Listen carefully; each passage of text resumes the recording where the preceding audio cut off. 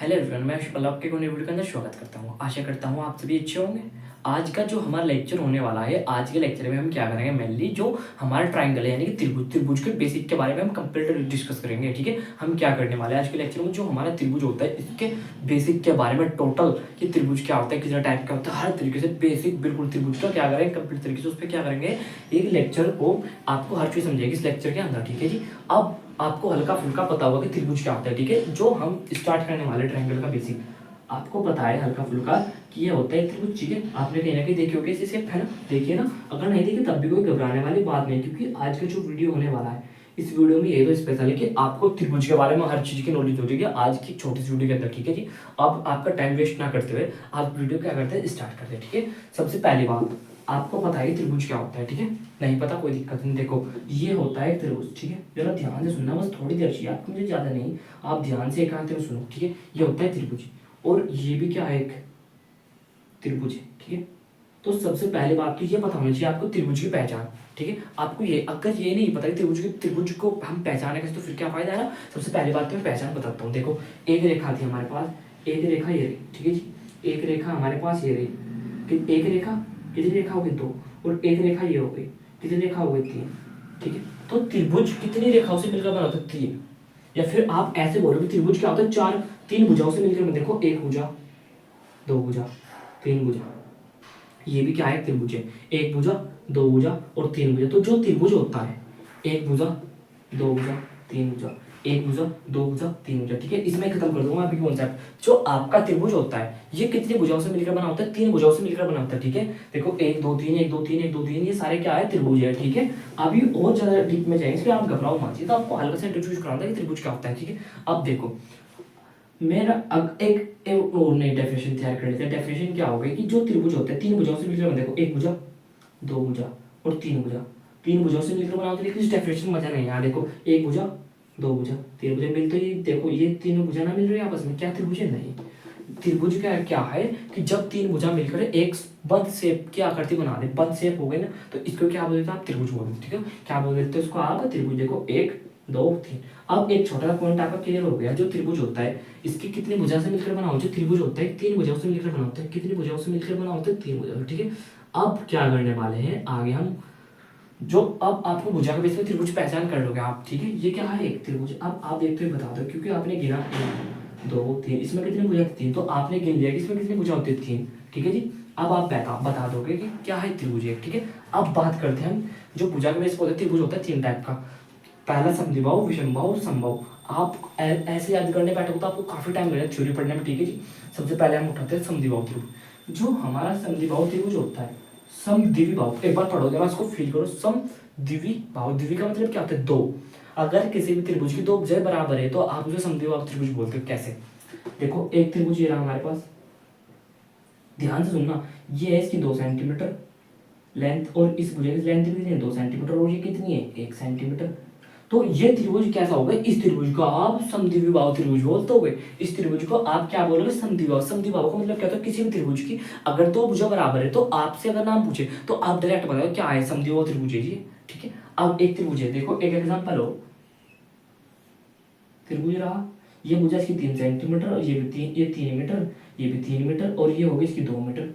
तो क्या ये कौन सा त्रिभुज है, आप डायरेक्ट बताओ ये कौन सा त्रिभुज है, समद्विबाहु त्रिभुज है। क्यों, क्योंकि इसकी कोई सी भी दो भुजा क्या है, बराबर, कोई सी दो भुजा बराबर हो ना, तो आप बिना झिझके ये बता सकते हो कि त्रिभुज क्या है, समद्विबाहु त्रिभुज है। ये समद्विवी, देखो मतलब क्या होता है, दो भुजा जिसके बराबर हो तो आप समद्विबाहु त्रिभुज बोलते हो। ठीक है, अब बात करते हैं विषमबाहु। ये डेफिनेशन लिख रखी है, इनको भी अभी मैं समझाऊंगा आपको। ठीक है, घबराओ मत। विषमबाहु त्रिभुज, विषमबाहु का मतलब क्या होता है, किसी भी त्रिभुज की, जैसे कोई एक त्रिभुज दे रखा है उसकी एक भुजा बराबर नहीं है तो आप उसे बोलते हो विषमबाहु त्रिभुज। जैसे हमारे पास एक त्रिभुज है, ठीक है, अब की बार मैं क्या करूंगा, थोड़े से ट्रायंगल तीन एग्जांपल दूंगा। ठीक है, ये 3 सेंटीमीटर, 3 सेंटीमीटर, ये कितनी होगी, ये होगी 4 सेंटीमीटर, और ये कितनी थी, 5 सेंटीमीटर। ठीक है, अब जरा ध्यान से देखो, ये त्रिभुज है, इसकी ये भुजा भी अलग है, ये भी अलग है, ये भी अलग है। जिस त्रिभुज की तीनों भुजाएं अलग होती है तो आप बोलते हो विषमबाहु त्रिभुज है। ठीक है, अब एक त्रिभुज ये रहा,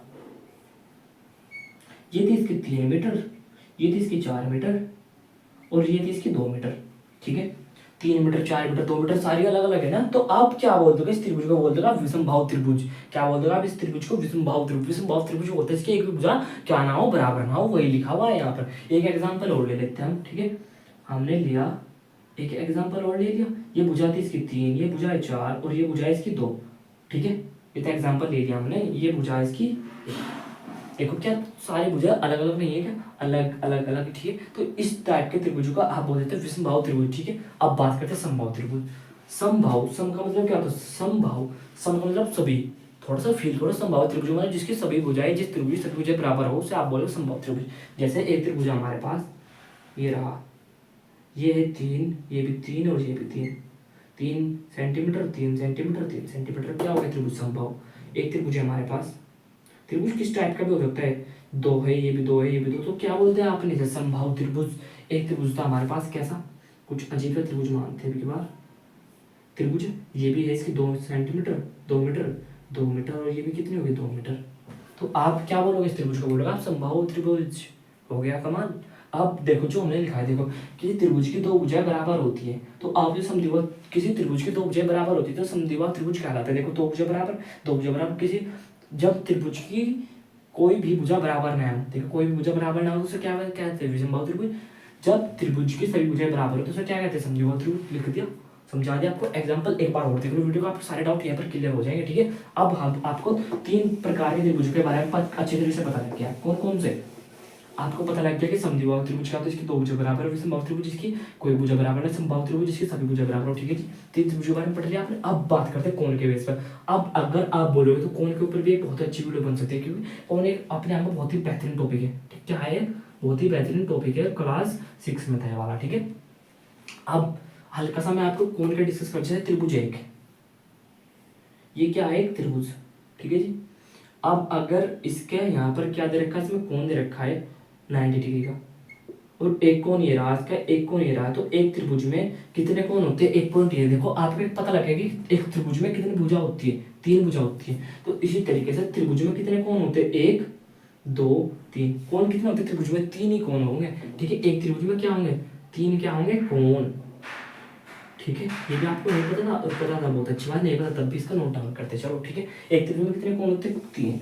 अब अगर बहुत से बच्चों को ये नहीं पता कोण क्या होता है, ठीक है, हल्का सा एग्जांपल दे रहा हूँ मैं कोण का हंट।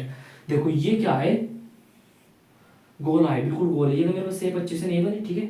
मैं लेफ्ट हैंड से लिखता हूँ, सब बिल्कुल गोल है। यहाँ से घूमना स्टार्ट किया आपने, यहाँ से, और घूम के आप फिर से यहाँ पर आप ऐसे घूमना स्टार्ट किया, फिर आप ऐसे ही घूम के आ गए, ठीक है। अगर एग्जाम्पल होना, जैसे आपने मेले में गए होंगे, आपने वहाँ मोटरसाइकिल चलती देखी गोल गोल, ठीक है, तो आप क्या बोलोगे? कितने घूम रही? 360। जब पृथ्वी है, सूर्य के चारों गोल गोल घूम रही है, तो आप क्या बोलोगे? पृथ्वी किस पे घूम रही है? 360 पे घूम रही है, ठीक है।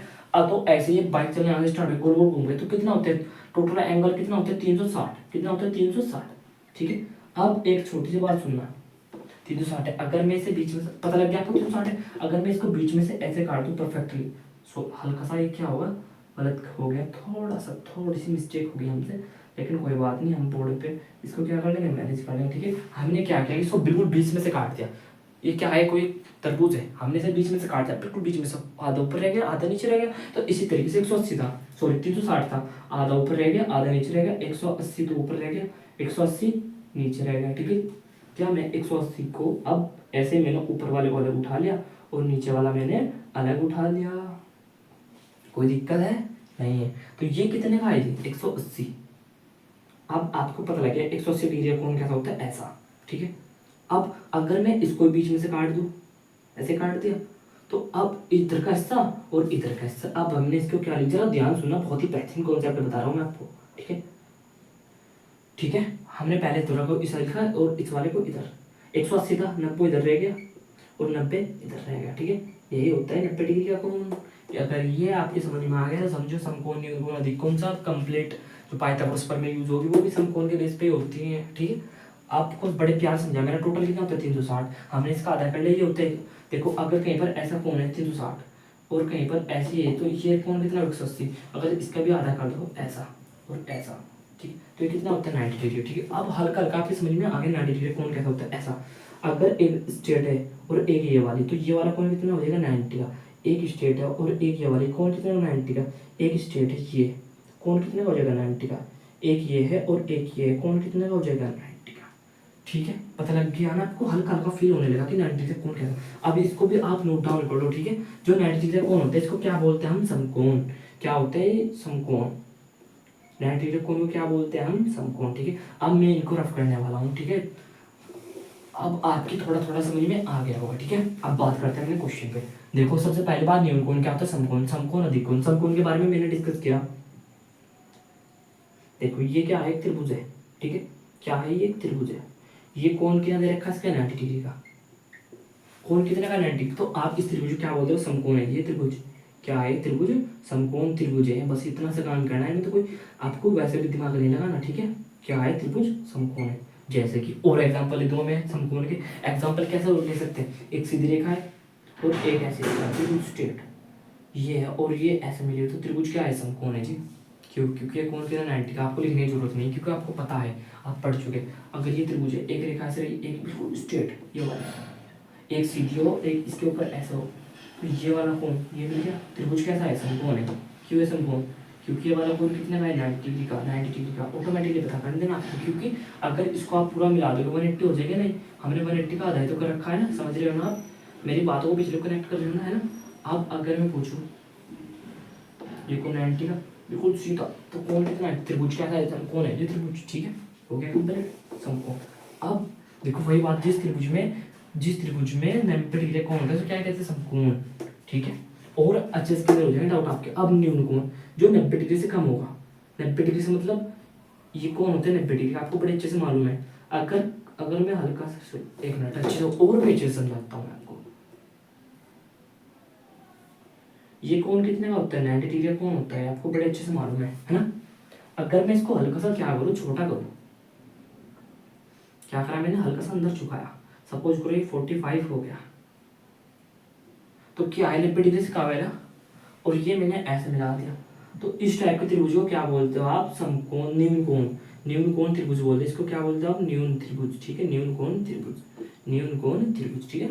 पता लग, अब देखो आपको न्यून कोण त्रिभुज के बारे में पता लग गया। न्यून कोण त्रिभुज क्या होता है, जिसमें कोई भी, जिसका एंगल 90 डिग्री से कम हो, कुछ भी हो। अगर कोई आपको एक त्रिभुज दे रखा है, देखो जरा ध्यान से, एक त्रिभुज दे रखा है आपको कुछ इस तरीके से, कोई एक त्रिभुज है आपको दे रखा है, कैसे कैसे, हल्का सा हम करते हैं ऐसे, ठीक है।